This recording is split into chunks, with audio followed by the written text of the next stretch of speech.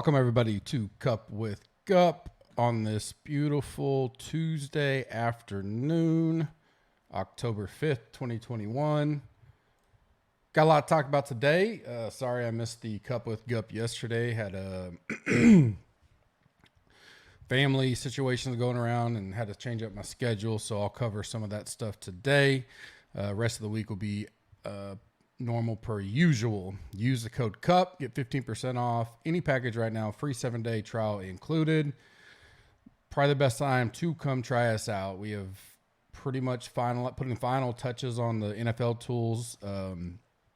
Very small tweaks. All of them are up there. They've been great. The Green Machine is fantastic for all kinds of sports, all kinds of slates. Tons of great feedback in the GC Warrior Room. College football has been killing it. We got a big slate this weekend, another big NFL week, NASCAR playoffs, UFC, all kinds of stuff. So now's the best time to come try it out. You get a week. I promise you, for the money, you're going to be surprised at the content and the level of tools and everything you're getting for the value in the industry. I think it's one of the best out there. So come give us a try. Like and subscribe on YouTube. It goes a long way. In the comment section, leave me who's your number one ranked football team in the NFL right now. I think there's probably 4 or 5 teams you could debate up there. Tell me who your favorite is. I'm going to give away some prizes on Thursday's Cup with Gup, so leave that comment. That helps us out. Also, rate and review us on iTunes. If you can't remember if you did, go ahead and do it again. It doesn't hurt. I'll be using those when we have big giveaways coming up. Monkey Knife Fight, use the code GUPS, G-U-P-S, get a 100% match up to $100 deposited. I'll have my PGA plays tomorrow. I'll have college football, NFL plays Thursday and Friday. Bobby may drop a college football play if he likes it. I like that they have the player props on college games. I will probably have a few for the OU Texas game as well. So use GUPS to get a 100% match up to $100. The link is in the podcast. Also, Underdog, the resurrection has started. It is going to be week 6 through week 17. So if you miss best balls, or your best balls suck, or half your team's injured, go ahead, use the code GUP, get a free $10 when you deposit $10. The midseason resurrection is $100K, $20K to first. It starts next week, week 6. So get in there now, get your teams drafted before they fill up. Power rankings, NFL. I went Chiefs 1. I'm not going to try not to overreact to, their losses, or, this is close between the top 3 to me, maybe 4.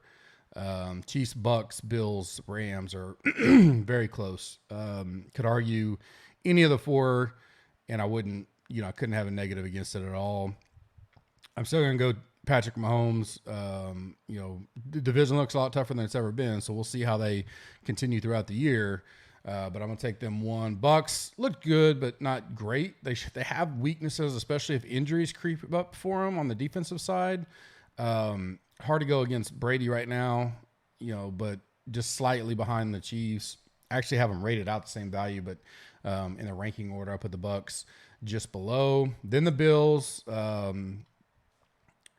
Man, how'd they lose to the Steelers? That's one of those ones where you look back at the end of the year and be like, what was going on there? They look really good, but it was the Texans. Not going to overreact to that too much, but they are looking like a good team. We'll see when their schedule gets a little tougher how they do. Just slightly behind those first 2, so top 3 team in the league's not bad.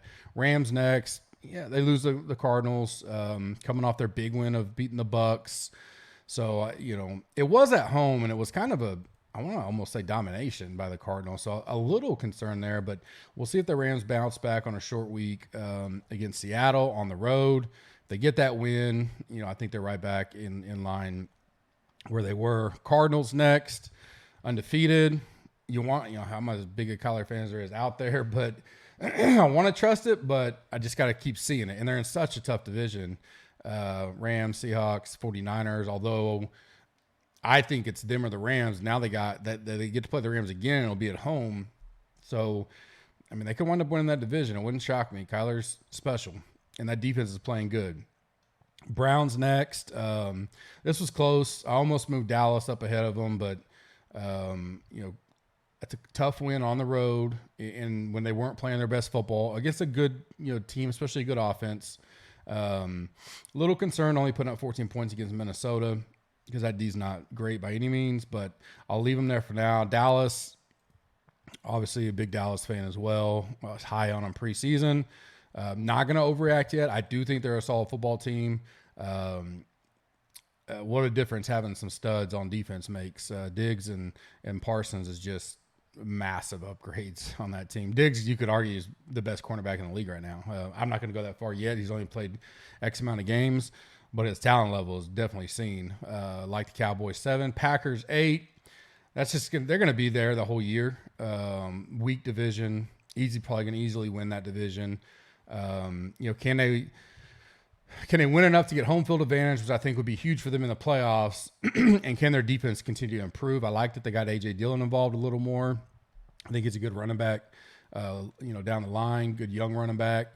Cobb, I called that.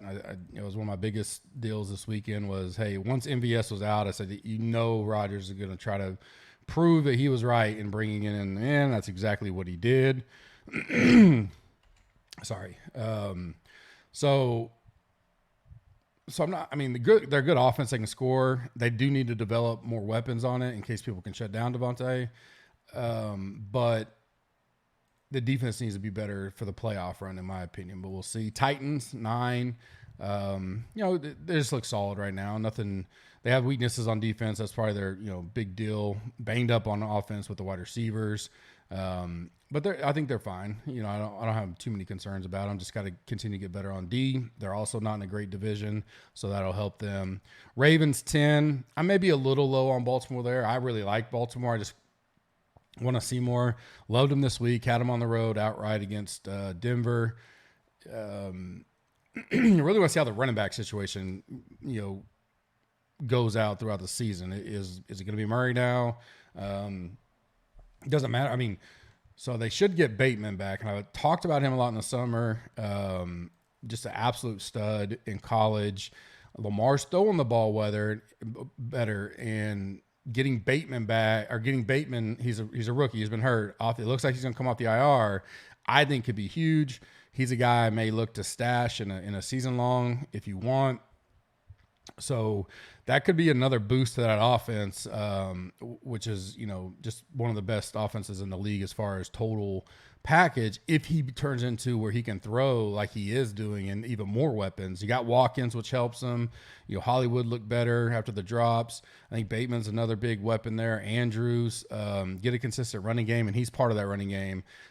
Big upside for the Ravens, I think, right now. Bubble teams for me were the Chargers, Raiders, and Seahawks, all right there. Right around the Titans and all that. So you could argue those jumping in, one out. I wouldn't, have anything against it. Early NFL lines that catch my eye. Falcons -3 at the Jets. Bad, loss by the Falcons right there at the end of the game. I had them as, I think they were -1.5. Jets get a win. Probably getting a little bit of hype right now. Not much. I don't know why. I mean, they looked okay. They weren't world beaters or anything. Falcons at home. Jets still aren't great. Now they are getting some weapons. Maybe getting a little healthy, but I don't know. I think Falcons can just they could win this game. The 3 definitely is intriguing to me. I have the line closer to like 5. But I'm not jumping on that one. It's just one that sticks out to me. That'll be one I research more. Bengals +3 at the Packers. This will be a key game in the week. I may have it like Packers -1 on the road. I'm not super high on Cincinnati by any means, but they can score. The Packers D, I just talked about it. They're at home. They're 3-1 in the division. This is a big game for them. If they can sneak a win out, I like them getting 3 at home. I typically like any home dog getting 3, especially when you got an offense that can score, right? So it's not like I'm relying on a defense to shut down the Packers. If it turns into a shootout, it turns into a shootout. The Bengals can score on the Packers, I believe. So that's one I'm keeping my eye on. Raiders -5.5 Bears. I always like taking a team that doesn't look great on a Monday night game type deal, sometimes even a Sunday night game. Going back out there. The reason why I won't jump on it yet is I want to see who the quarterback's going to be. I'll probably stay away if it's Fields. If it's Dalton, I like the Raiders minus the 5.5. So we'll keep an eye on that. And then Chiefs minus 2.5 Sunday night in Arrowhead. Game's gonna be crazy. Potential AFC Championship preview. That 2.5 number looks good. But you know me, I've been lower on the Bills than most. Not jumping on it yet, but if you like it, you don't want it to get to 3 for sure. I don't think it'd go 2. I think it's going to stay right there for now, but I think as more public money comes in, probably will boost up to 3. But the 2.5 number really intriguing right now. So those are the 4 I got my eye on early. PGA early odds I covered on Smash Factor this morning if you want to go check that out. Waiver wire transactions for me, probably the most obvious. Damian Williams, looks like Montgomery's out 4 to 5 weeks. That's a pretty good, decent amount of time, so you could spend some money there, especially if you're hurting. Latavius Murray, just mentioned that. Is he going to, if you believe he's going to kind of take that over for the rest of the year, that's definitely someone worth looking at. Monitoring Joe Mixon, Samaje Perine would probably get the majority of that work if Mixon isn't able to go. That's probably going to be a week by week. He may miss one game, 2 games. I don't think I'd spend a lot of money, but if you have Mixon or something, you could pick him up on the cheap. I would do that. Chenault is a guy that I like in general. I talk about him from time to time. With Chark out now, I think Chenault will get a lot more usage and looks. Once Fields becomes, we just think he's a quarterback for the rest of the year, I like Mooney. I think, and we saw how much Fields got him involved. Liked Mooney, ever since out of college.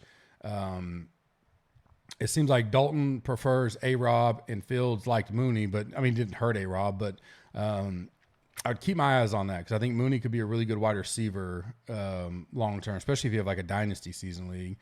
I think Schultz, even though Jarwin got the touchdown, I think Schultz has taken over the majority of that usage if you're looking for a tight end or maybe you stream tight ends. I think he's a good one. Crowder being back is a guy you could go look at. Tony, I like Tony's talent. I talked about that last week. They're going to try to give him the ball. We don't know how long Slayton and Shepard will be out, but I think he's still going to continue to work himself in. If you have a dynasty type, he's not a bad rookie to stash if you can. And short term, I think if they're one or both those guys are out, I think it helps his upside as well.